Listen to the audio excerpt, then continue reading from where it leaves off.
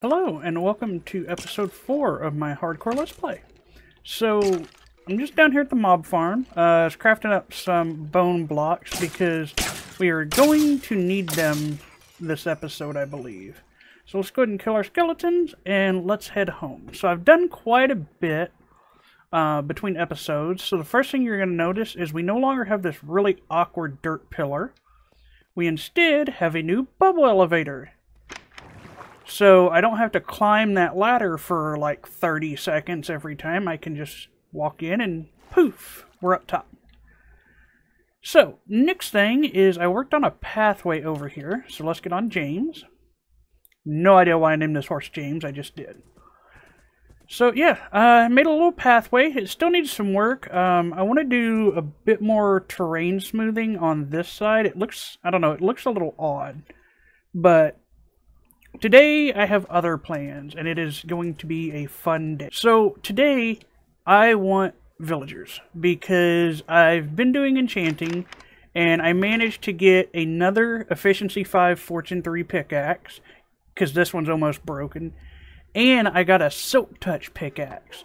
So that's going to be really awesome, because now we can start using ender chests. Okay, so the reason I need to explain some things is I want to put our villagers and our breeder and the iron farm and everything in the spawn chunks.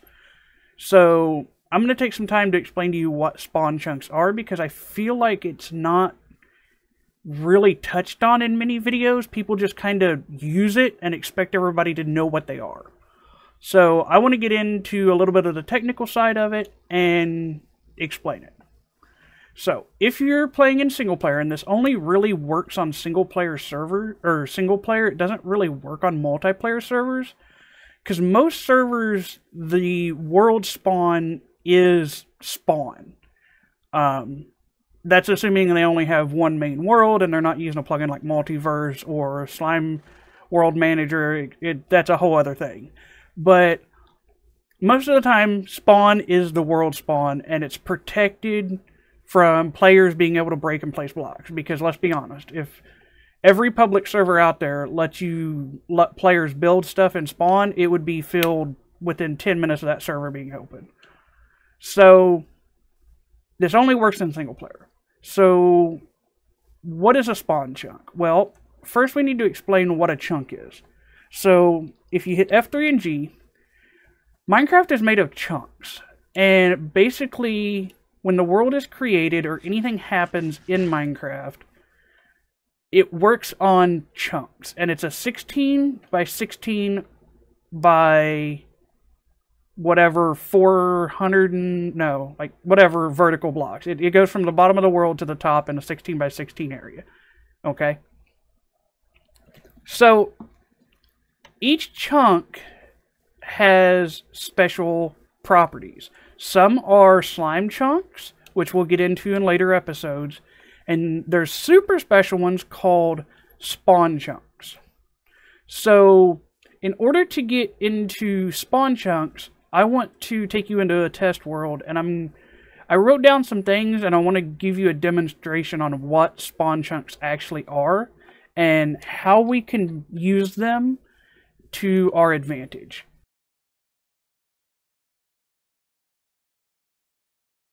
Alright, I spun up a little test server here and wrote us a little plugin to help visualize what's going on.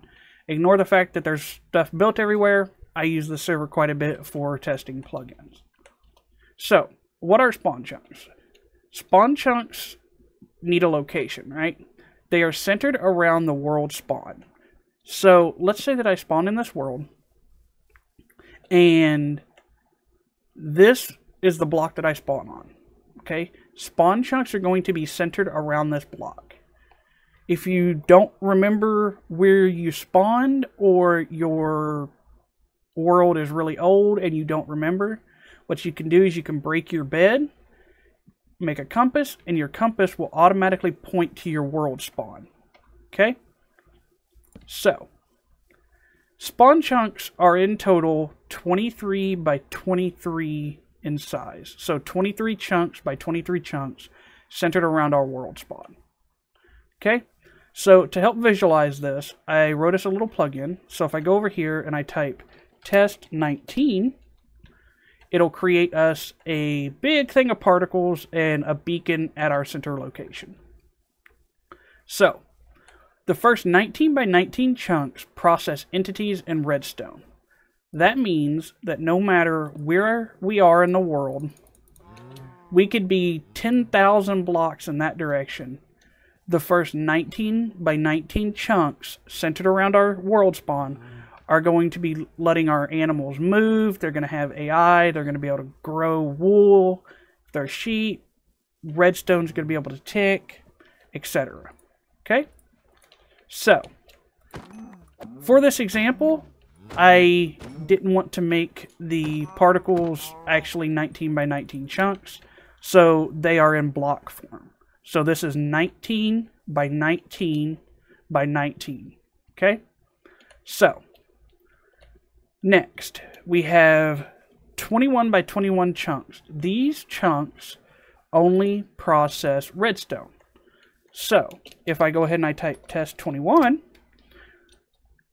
these next set of chunks, again, representative, I shrunk down the scale here, they only process redstone, which means that any mobs between 19 and 21 chunks will not move around. They don't have AI, they're just frozen in place. Okay? Next, we have 23 by 23 chunks, represented here. These chunks don't do anything. They are just loaded into the internal server's memory. A popular nomenclature that people use for these are called lazy chunks. So they still do a bit of entity processing. They're loaded into memory. Certain things happen, but at a very, very low level. Redstone is not active. Mobs are not active. So, events. What are events? Well, events is a fancy way to say things that are being processed. So, things that are happening inside of the area. Blocks are being processed, which means block updates happen. So like I was talking about with redstone, this is technically a block update. If I was to put a note block here, that is a block update. Okay? If you know about redstone, I'm sure you've heard about block update detectors. That's what that is. Okay? Item despawns.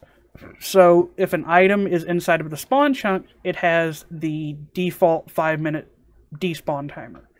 The reason that becomes important is if a player isn't in a chunk, then the item won't actually despawn because the chunk isn't loaded.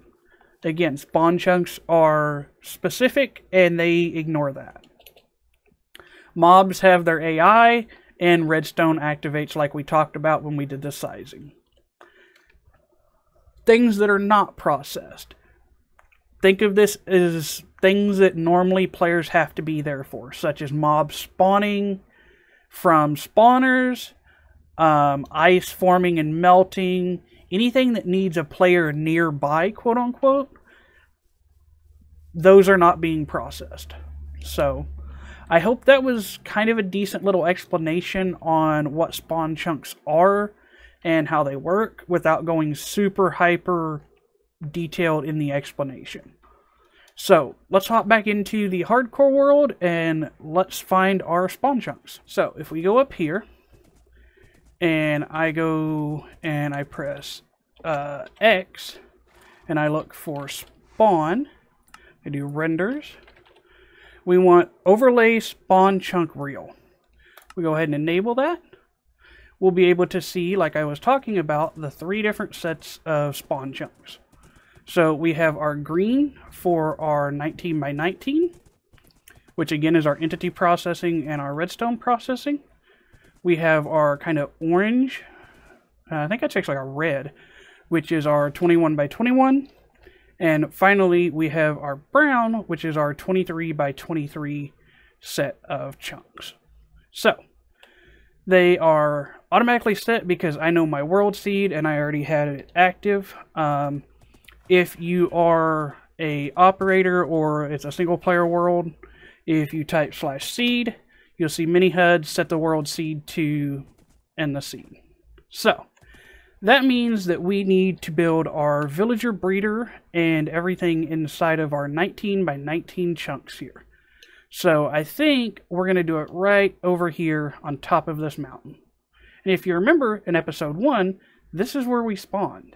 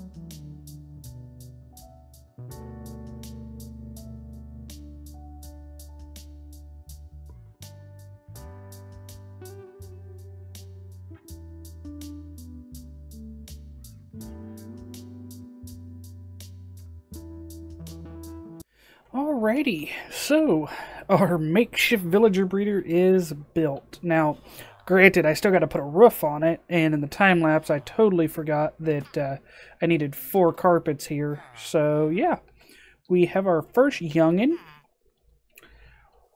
Didn't realize that they look so goofy with the texture pack, but that's, yeah, that's a thing. I also fixed this little minecart picker-upper thing that I had. I couldn't figure it out why it wasn't working like it was in my creative world, but it's because this was supposed to be a slab and a block, and yeah, anyway, so that's now built, so that's just going to kind of pump out villagers, hopefully infinitely.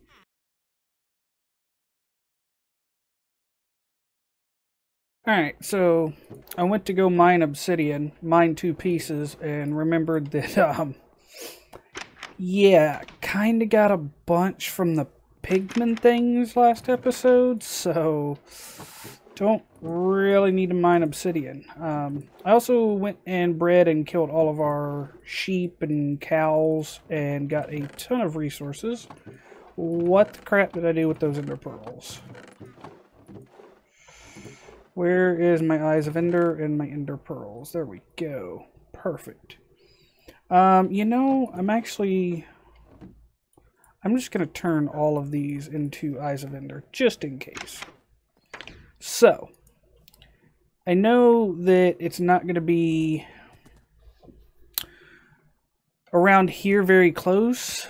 I mean, we are at, you know, pretty much world spawn, so just need a general direction to head. So, we're going to go this way. I am going to ride the whole, I am going to ride James out there. My plan is, and this may sound like a stupid plan, my plan is I go out there, find the portal.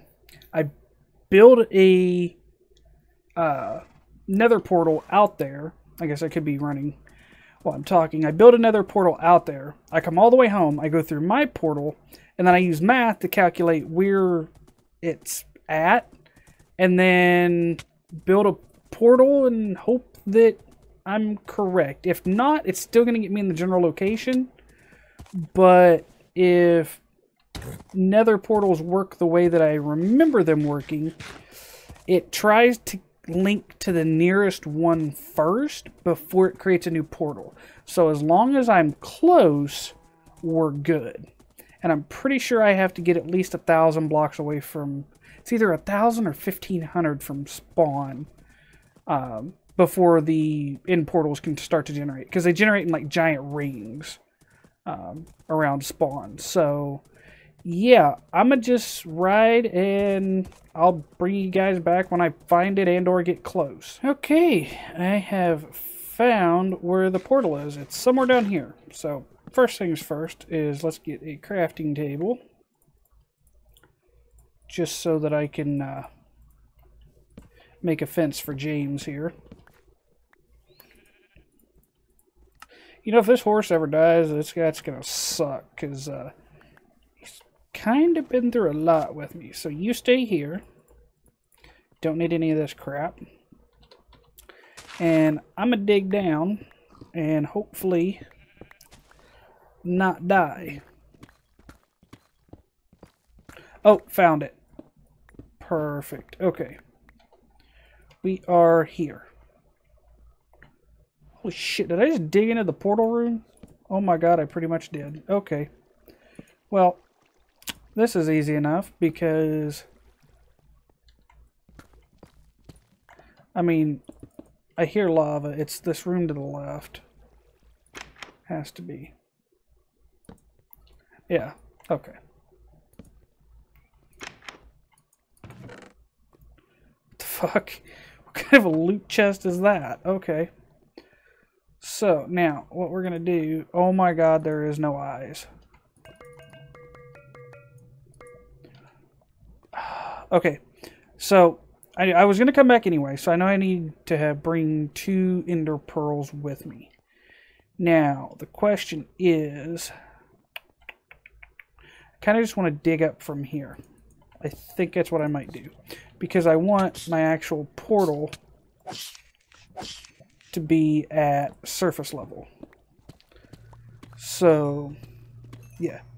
I'm just going to dig my way up. Alrighty, so I've marked out a bit in the nether. And I got the pathway going back and forth so that I can somewhat follow it.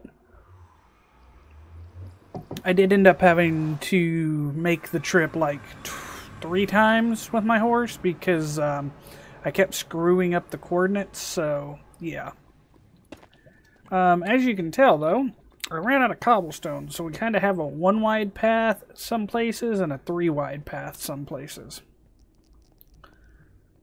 But it's actually not very far at all. So we have the end, and then if we go down here, it says end. And I probably could have just like free cammed out and showed this, but I feel like it's, you know, worth running. And if we come up here, which I'm going to replace all of this with cobblestone. I think I'm going to make like an actual pathway for this. So yeah, here we go. So if we go out here, it will pop us out right at the end portal, which is super awesome. So next episode is probably going to be the episode where I kill the dragon. I'm hoping. I don't know, like, it probably sounds stupid, but that's quite an achievement to me to even get this far in hardcore. I really figured I would have died by now, but we haven't. So yeah. I really want to go to the end, and I really want an Enderman farm. And I mean, I'd like to have an Enderman farm, but I think I really want an Elytra more. Just because having to run everywhere kind of sucks. I mean, yeah, I have my horse, but having to take it back and forth, I don't know. It'd just be kind of nice. But then if I get an Elytra, then we got to do rockets, and I'm going to have to make an actual creeper farm, and that looked really weird when that turned sideways. Let's see. I'm actually curious if it's going to spit me back out. Okay, it spit me out at home. So, like I said, hopefully you guys enjoyed. Comment down below, let me know what you thought, and I hope to see you guys in the next video. Have a wonderful day.